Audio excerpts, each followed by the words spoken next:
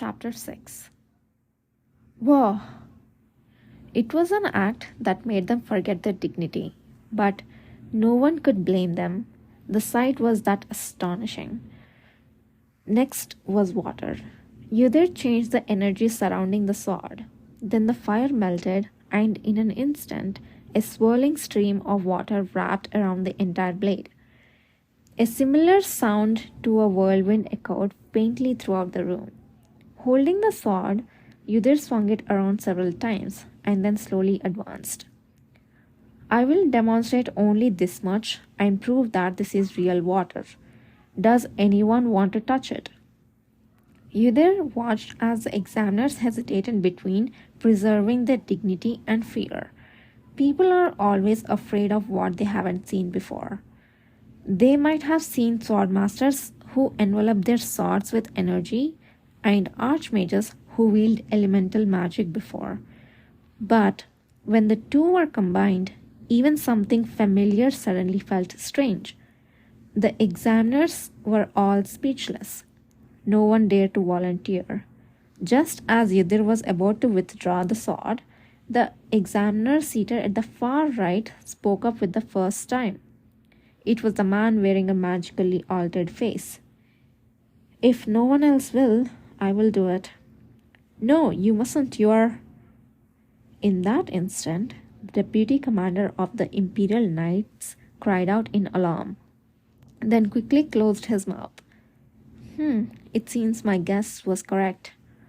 Although the deputy commander had barely managed to restrain himself from revealing the examiner's identity, his reaction only served to further confirm Yudhir's suspicions. It's okay, don't worry. I'm that one, aren't I? The examiner seated at the far right grinned at the person trying to stop him, looking completely relaxed. If someone other than Yudhir had been present, they would have been unable to guess why this examiner seemed so carefree. The deputy commander of the Imperial Knights appeared to want to say something, but in the end, he just sighed and lowered his head. Please do as you wish. Well, I intend to. Something interesting has finally come along, hasn't it? The man who fearlessly reached out to touch the water-encased sword and the one trying to stop him might have appeared insignificant if not for the fact that one of them was the deputy commander of the Imperial Knights. To those who knew, the situation held a different meaning. The Imperial Knights were mostly composed of high-ranking nobles, only those born into families that had served the imperial family for generations and had practiced diligently with the sword since childhood could pass the difficult exams and ascend to the highest ranks. Naturally, promotions only occurred when one demonstrated both skill and noble lineage.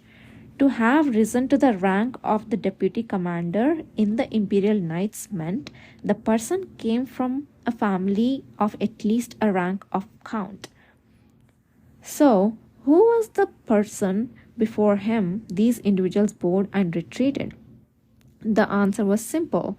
It was the royal family, the bloodline of the sun god, who were said to be born with the power of light. Royals were born with striking appearances, golden hair like light and red eyes. The examiner before him must have used magic to disguise his appearance to hide his distinctive features. In the world, there existed a transformative magic that was created for use in such situations. Of course, it was a very difficult magic, so there were more cases where one couldn't see someone who had changed their appearance using it. However, Yudhir had once known a member of royal family who could freely wield that magic. That mysterious royal who frequently changed his appearance. Yudhir didn't know all of his disguises, but he was sure of a few. One of them looked exactly like the examiner before him. If I had never seen that face before, it would have been difficult for me to guess it. no matter who I was. It's been a long time since I have seen it, but it's really sophisticated magic. The person was none other than the Yudhir's predecessor, the first commander of the cavalry, the Duke of Paleta, Kishiar La Orr. Among the numerous charges Yudhir faced just before his execution, there was also the charge of killing him. The case of Duke of Paleta's murder had been one of the biggest suspicions surrounding Yudhir for a long time.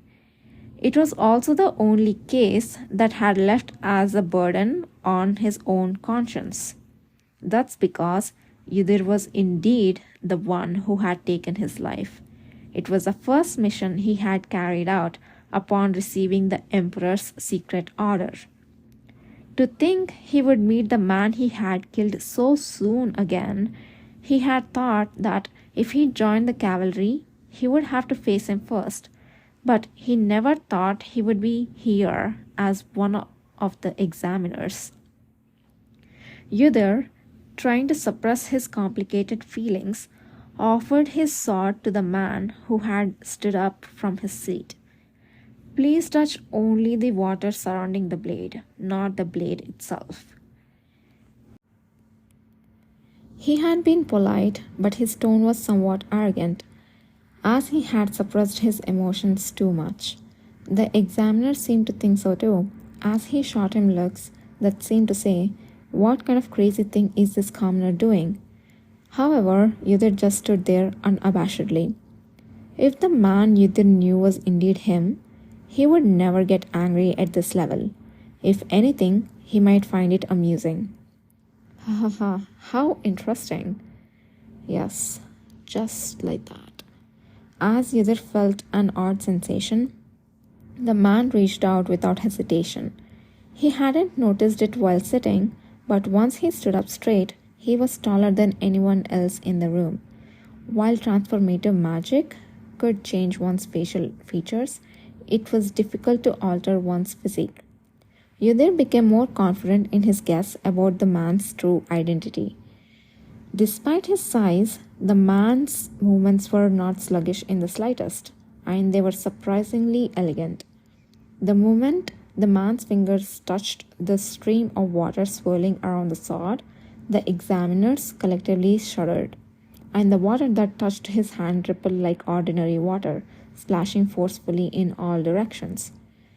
Water quickly stained both Yudhir's face and the man's hand and clothes. "It's real water," Asa said. "How dare you?" One of them couldn't hold back from blurting out, unable to bear listening to Yudhir's words. The man in front of him raised a hand and squinted, and he quickly closed his mouth. Yudhir looked directly into the eyes of the man, who seemed to find him interesting as he looked down at him. Red pupils, like genuine jewels hidden beneath a mask of ordinariness. The sight of those red eyes, which he had thought eradicated forever with his own hands shining vividly before him, felt both unfamiliar and strange. Had he felt this way when he first saw him in the past? He wasn't sure. He couldn't remember. Interesting, impressive ability. Fearless too, considering your power. Would I fail if I had no fear? Yudhir ignored his words and only said what he had to. The man listened to Yudhir and gently smiled. "No, of course not. We can't miss out on talent like this." "Thank you." Yudhir withdrew his energy from the sword. Now all that was left was to head to the lodging where the successful candidates would stay. Number 423. However, just before exiting through the door, someone called out to Yudhir from behind. The man with the red eyes was smiling. "I'll remember you. See you again." Of course they would meet again. After all, he was the commander now. Yudhir felt regret that he couldn't respond to the man's words as he pushed the door open and went outside. The number of awakeners who passed the first ever recruitment after the establishment of the cavalry was 330. It was a remarkably large number, but it was a natural occurrence since it was the first recruitment. During the first round of recruitment, they didn't yet know how to classify those who had awakened their powers or what kind of people were needed for the cavalry. The information about the awakeners themselves was also wholly inadequate. However, after accumulating more information and experiencing trial and error, the number of successful candidates decreased significantly from the second recruitment onwards. Eventually, even though they had set up a system for continuous recruitment and testing of specialized personnel, the number of successful candidates dwindled to the point where not even one person passed in a month. But all that was a matter of the distant future. The faces of the first successful candidates were a mix of joy and nervousness as they all gathered in a huge indoor training arena. That was the only place where a group of 330 people could gather at once. The commander will be here soon. Everyone maintain your formation and stand at attention.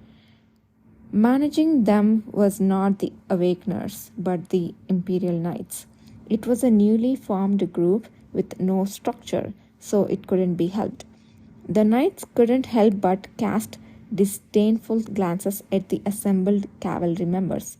In their eyes, the Awakeners were nothing more than mysterious, lowly people of no clear identity.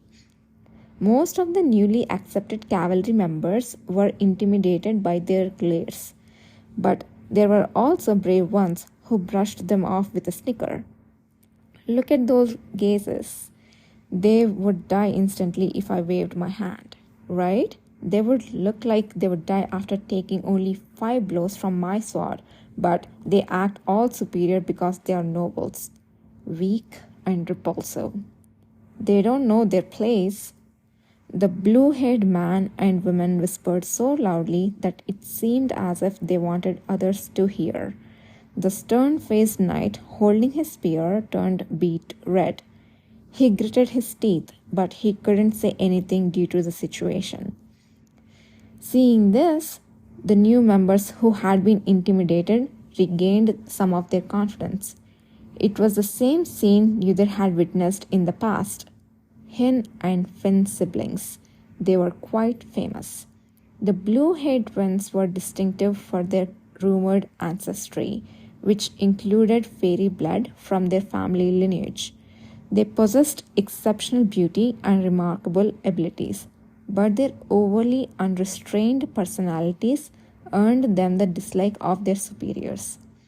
Eventually, they were said to have left the cavalry after only a few years and returned to their hometown.